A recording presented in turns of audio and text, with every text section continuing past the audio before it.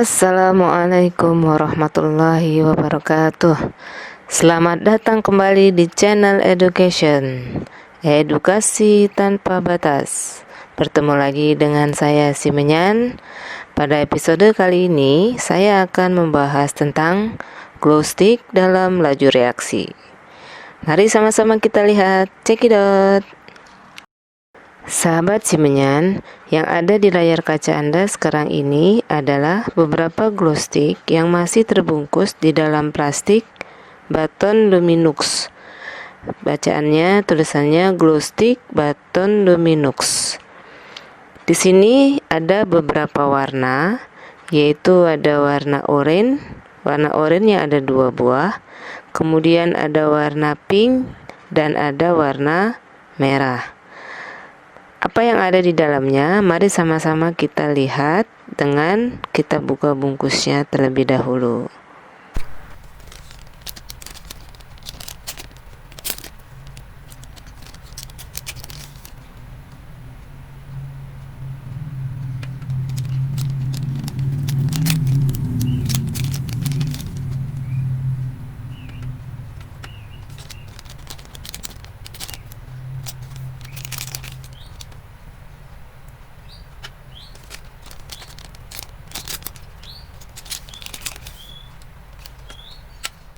Sahabat Si Menyan, inilah penampakan dari glow sticknya.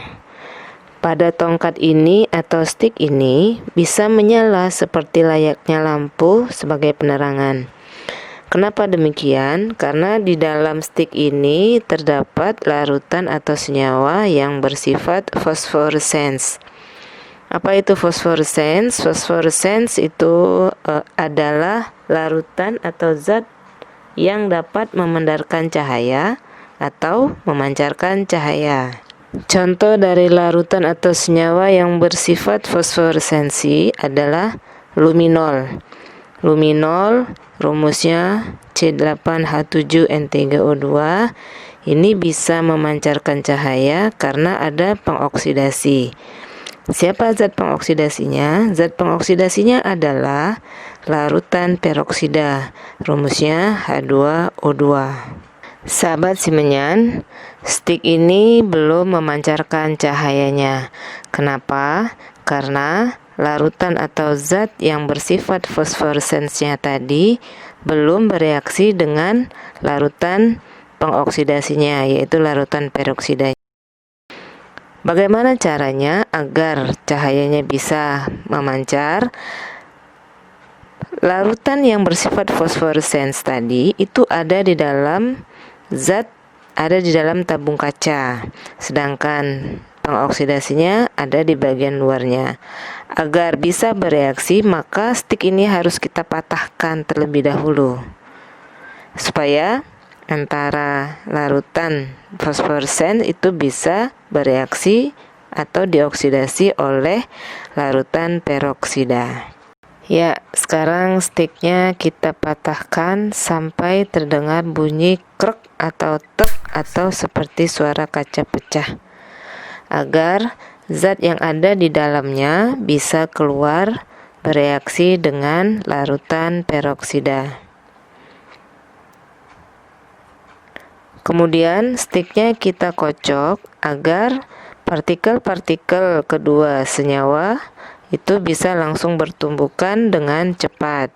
Oleh sebab itu reaksi bisa berlangsung dengan cepat sehingga cahayanya juga bisa dengan cepat memancar.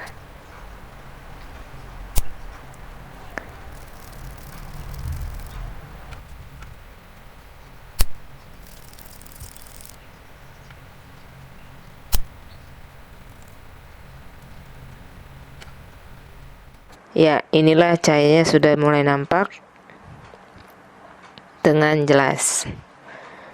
Sahabat Si Menyan, fenomena ini disebut dengan fenomena chemiluminescence.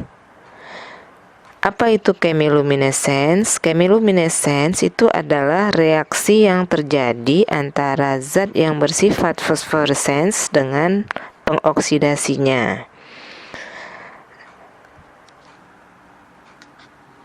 Oksida inilah yang mengoksidasi zat yang bersifat fosforescence tadi sehingga bisa melepaskan cahayanya atau memendarkan cahayanya. Sahabat Simenyan, selanjutnya kita siapkan air panas di dalam sebuah wadah. Kemudian kita akan memasukkan salah satu stik yang berwarna sama, yaitu stik berwarna oranye.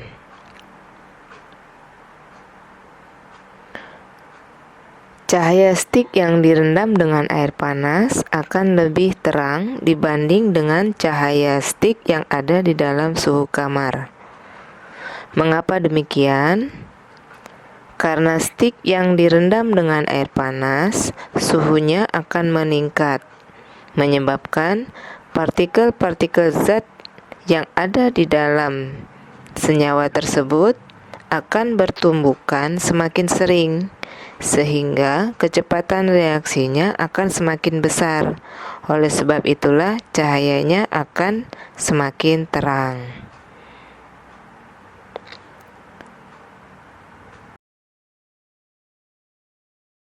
Faktor suhu ini mempengaruhi kecepatan reaksi. Faktor apa saja yang mempengaruhi laju reaksi selain suhu? Yang pertama ada luas permukaan sentuh. Semakin luas atau semakin banyak bidang sentuh akan menyebabkan semakin seringnya partikel bertumbukan sehingga kecepatan reaksi akan semakin besar. Selanjutnya adalah konsentrasi. Semakin besar konsentrasi zat, maka kecepatan reaksinya akan semakin besar. Kemudian faktor selanjutnya adalah katalis atau katalisator. Apabila reaksi ditambahkan dengan katalisator, maka reaksi akan semakin cepat bereaksi. Contohnya adalah zat Fe atau unsur Fe atau senyawa Fe. Dalam hal ini bisa contohnya adalah darah. Demikianlah pembahasan kita tentang glow stick dalam laju reaksi kali ini. Sampai jumpa lagi pada episode berikutnya. Semoga bermanfaat. Jangan lupa subscribe dan like-nya ya. Terima kasih. Wassalamualaikum warahmatullahi wabarakatuh.